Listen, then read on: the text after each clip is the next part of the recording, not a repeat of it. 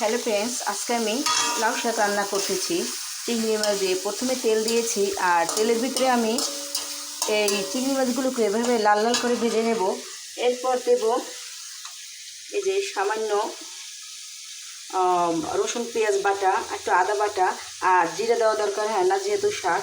আর দিয়ে দেবো একটু কাঁচামরিচ, এই যে কাঁচামরিচ দিয়ে দিয়েছি,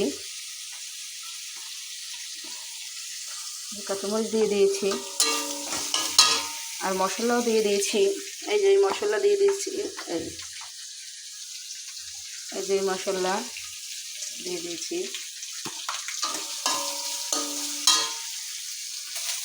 আর দিয়ে দিয়েছি সামান্য পানি, কারণ চারদিকে ফুটে ওঠে। আর দিয়ে দেব সামান্য লবণ।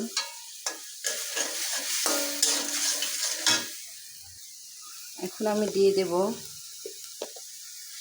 সামান্য পরিমাণ হলুদ, আর একটু দিই আমি। আর শাক কিন্তু কাঁচা ঝাল দিয়ে রান্না করলেই বেশি ভালো লাগে।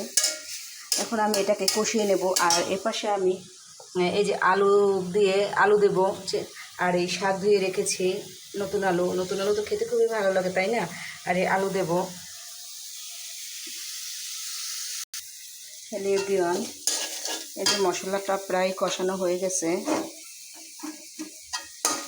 আর মশলা যদি ভালো করে না কষানো হয় তাহলে কিন্তু হলুদের জ্ঞান আসতে চায়, তাই আমি মশলাটাকে ভালো করে কষিয়ে নেব লাউ শাকে। আর লাউ শাক বা যে কোনো শাকে আপনি কাঁচা ঝাল দেবেন যদি রান্না করেন তাহলে ভালো হয়। আর যদি ভাজি করেন তাহলে কিন্তু শুকনো মরিচটা যদি তেলে দেওয়া হয় তাহলে কিন্তু ভালো লাগে, তাই না?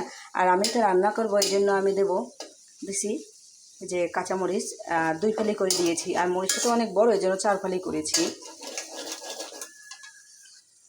এই যে এখন আমি শাকগুলো একটু পরে দেবো, আর আগে আমি আলু দিয়ে দিচ্ছি। আর এই যে ডাঁটাগুলো দিয়ে দিচ্ছি, কেননা এই ডাঁটাগুলো সেদ্ধ হতে সময় লাগে। আর শাকটা একটু পরে দেবো, তা নাহলে শাকের কালারটা সুন্দর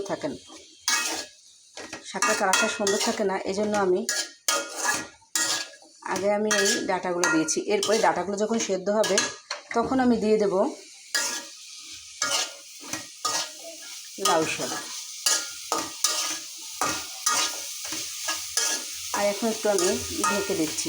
এরপরে আমি এর উপরে শাক দেবো, শাক দিয়ে একটু কষাবো, কষিয়ে আমি পানি দিয়ে ঢেকে দেবো। ওই হালকা পানি দেবো, ওই পানিটি আমার শাকটা সেদ্ধ হবে এবং একটু হালকা ঝোল রাখবো। হ্যালো এভরিওয়ান, আমি ঢাকনা দিয়ে ঢেকে দিয়েছিলাম। আর আমি মাটির ঢাকনা ব্যবহার করি, কারণ মাটির ঢাকনা এই যে গরম হয় না, ধরতে অনেক সুবিধা। আর এখন আমি একটু পর একটু এভাবে নাড়া দিতে হবে, তা না হলে কিন্তু পুড়ে যেতে যাবে। আর দেখেন কালারটা কত সুন্দর। ডাঁটা আর এগুলো সেদ্ধ বেশ করে আমি একটু শাক দেবো যখন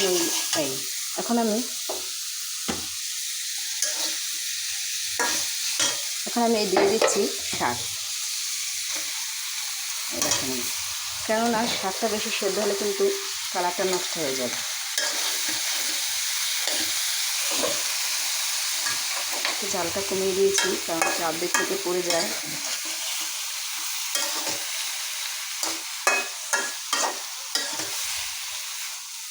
এভাবে লাউ শাক রান্না করবেন, খেতে খুবই ভালো লাগে। তবে আপনারা ডাঁটা, লাউ শাক, আলু একসঙ্গে দিতে পারেন। আমি আলাদা আলাদা দিয়েছি এজন্য যে শাকটার কালারটা সুন্দর থাকবে, এজন্য খেতেও ভালো লাগে, দেখতেও ভালো লাগে, শাকটার কালারটাও সুন্দর থাকে। এই যে দেখেন, এই যে পানি বের হয়ে গেছে শাক থেকেই। এখন এই শাকটা একটু কষিয়ে নেব, এরপরে আমি পানি দেব। এখন আমি কালারটা কত সুন্দর, তাই না বন্ধুরা? এখন আমি ঢেকে দিচ্ছি।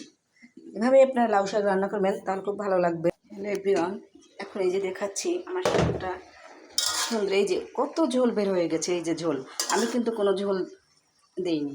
এই যে শাকটা হলো আমাদের গাছের শাক, আমাদের নিজেদের গাছ হয়েছে ছাদের উপরে, নিচ থেকে উঠাইছি অবশ্য, 3 তলার ছাদে শাকটা হয়েছে। সেই শাকটা আর একটু তাড়াতাড়ি দেখে নরম হয়ে গেছে। যে এই পানিতেই আমি সেদ্ধ করব, পরে একটু হালকা পানি দিয়ে দেব। এই যে আমি পানিগুলো নিচ্ছি, আমি এই 1 কাপ পানি দিয়ে দেবো, এরপর আর বেশি পানি দেবো না। এখন আরও সেদ্ধ, এই 1 কাপ পানি দিয়ে আমি সেদ্ধ হলে পরে নামিয়ে ফেলবো, কারণ এই যে পানি বের হয়েছে, বেশি পানি দেওয়া দরকার হবে না।